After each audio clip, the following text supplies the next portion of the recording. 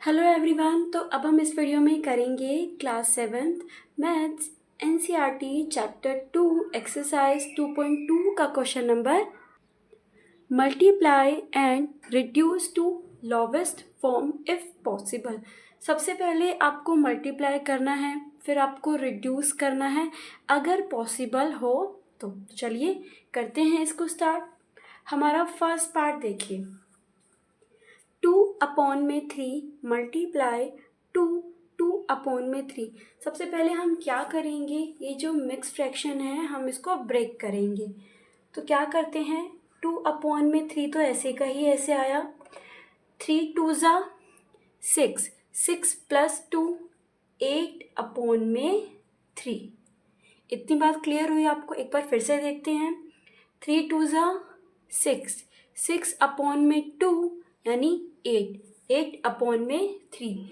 अब क्या करेंगे, अगर ये कट हो रहे हैं तो कट कर देंगे, नहीं कट हो रहे तो हम क्या करेंगे, न्यूमरेटर वाले को न्यूमरेटर से क्या कर देंगे, मल्टीप्लाई, और डिनोमिनेटर वाले को डिनोमिनेटर से क्या कर देंगे, मल्टीप्लाई।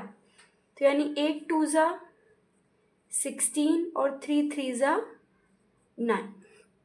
इतनी बात क्लियर हुई आपको? पक्का? ठीक है। अब हम क्या करते हैं, देखिए ये न्यूमरेटर होता है और ये क्या होता है, डिनोमिनेटर। तो न्यूमरेटर वाले को अंदर और डिनोमिनेटर को बाहर, ठीक है।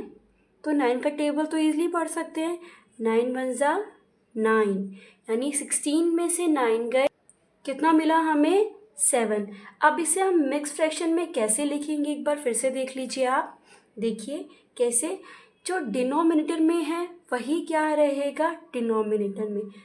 डिनोमिनेटर में कितना है, 9, तो डिनोमिनेटर में कितना है, 9, तो यहाँ भी कितना रहेगा, 9। अब देखिए रिमाइंडर, रिमाइंडर में कितना है, 7। तो रिमाइंडर है वो कहाँ आ जाएगा, न्यूमरेटर में, और जो ये नंबर है वो कहाँ आ जाएगा, यहाँ। ठीक है, एक बार फिर से देखते हैं कैसे किया ये।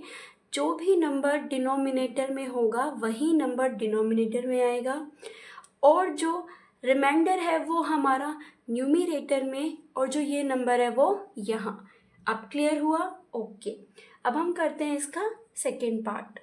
अब आप ध्यान से देखिए, 7 और 7 अपने आप में क्या हो रहे हैं, रिड्यूस हो रहे हैं ना, तो हम इसको ईजिली रिड्यूस कर सकते हैं। हो रहे हैं ना रिड्यूस, तो हम इसको रिड्यूस कर देते हैं। देखिए रिड्यूस कर दिए हमने, 7 1 ज़ा 7, 7 1 ज़ा 7। अब तो देखिए 9 तो रिड्यूस नहीं हो रहे ना, तो अब हम क्या करेंगे, न्यूमरेटर वाले को न्यूमरेटर से और डिनोमिनेटर वाले को डिनोमिनेटर से, यानी 2 1 ज़ा 2 और 9 1 ज़ा 9। क्लियर हुआ? ठीक है। अब हम करते हैं इसका थर्ड पार्ट। सबसे पहले आप ये देखिए कि ये रिड्यूस हो रहा है कि नहीं। तो चलिए देखते हैं ये रिड्यूस हो रहा है कि नहीं। बिल्कुल हो रहा है, 6 और 4 भी हो रहे हैं, और 6 और 8 भी हो रहे हैं। ठीक है, तो हम, आप चाहे किसी को भी कर दीजिए, चाहे 6 और 4 को कर दीजिए, चाहे 6 और 8 को कर दीजिए। मैं 6 और 8 को कर रही हूँ, 2 3 ज़ा और 2 4 ज़ा। ठीक है। अब आप कहेंगे 4 और 4 भी रिड्यूस हो रहे हैं, लेकिन मैंने आपको बताया था कि आमने सामने वाले कभी भी कट नहीं होते हैं। कहने का मतलब क्या है कि डिनोमिनेटर वाले डिनोमिनेटर से कट नहीं होते हैं, इसी तरह न्यूमरेटर वाले न्यूमरेटर से कट नहीं होते हैं। ठीक है, इतनी बात क्लियर हुई आपको? पक्का? ठीक है। अब क्या करते हैं, 3 3 ज़ा, देखिए ये भी कट हो रहे हैं लेकिन हम कट नहीं कर सकते, तो 3 3 ज़ा 9, 4 4 ज़ा 16। ठीक है। अब हम ये देखते हैं कि अगर हम कट करना भूल गए तो क्या हमारा आंसर 9/16 ही आएगा। चलिए देखिए, मैं ये क्वेश्चन एक बार दोबारा से करके दिखा रही हूँ आपको। 3/8 मल्टीप्लाई 6/4। अब मैं इन्हें डायरेक्टली मल्टीप्लाई कर रही हूँ, 6 3 ज़ा 18, 8 4 ज़ा 32। ठीक है। अब मैं इनको रिड्यूस कर रही हूँ, देखिए ये 2 9 ज़ा 18 और यहाँ पे आ जाएगा 16। ये कैसे आया देखिए, 32 को आप 2 से डिवाइड करके देखिए, 2 1 ज़ा 3 में से 2 गए, 1 और 2, 2 6 जा 12। तो देखिए क्या है यहाँ पे भी कि अगर आप पहले रिड्यूस करते हैं तब भी आपको 9/16 मिल रहा है, और अगर आप बाद में रिड्यूस कर रहे हैं तब भी आपको क्या मिल रहा है, 9/16। ठीक है, तो इससे ये आपका गलत नहीं होगा कि अगर आपने पहले रिड्यूस कर दिया तो आपका ये आंसर आएगा। दोनों ही तरीके से आपका आंसर क्या आएगा, सेम। ठीक है, अब हम करते हैं पार्ट। फोर्थ क्वेश्चन क्या है, 9/5 मल्टीप्लाई 3/5। तो मैंने कहा सबसे पहले आप देख लीजिए, अगर ये रिड्यूस हो रहे हैं तो रिड्यूस कर दीजिए, वरना आप डायरेक्टली मल्टीप्लाई करके बाद में भी इसको रिड्यूस कर सकते हैं। तो ये रिड्यूस तो नहीं हो रहे हैं, तो 9 3 ज़ा 27 और 5 5 ज़ा 25। इतनी बात क्लियर हुई। ठीक है, अब हम करते हैं इसका फिफ्थ पार्ट। 1/3 मल्टीप्लाई 15/8। देखिए रिड्यूस हो रहा है क्योंकि 3 की टेबल में 15 आता है, तो 3 1 ज़ा 3, 3 5 ज़ा 15। अब तो ये रिड्यूस नहीं हो रहा ना फर्दर, तो क्या कर देंगे, मल्टीप्लाई।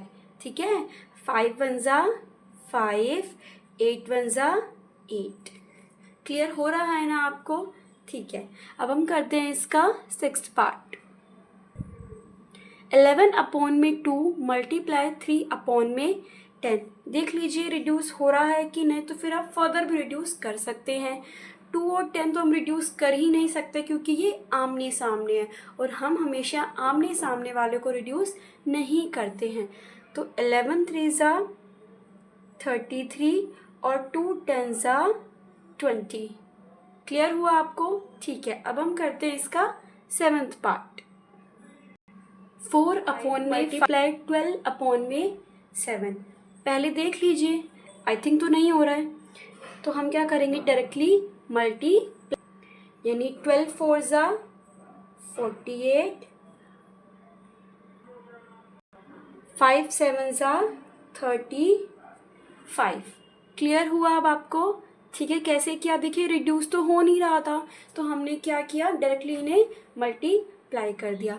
आई होप आपको ये क्वेश्चन समझ में आया होगा। Thank you.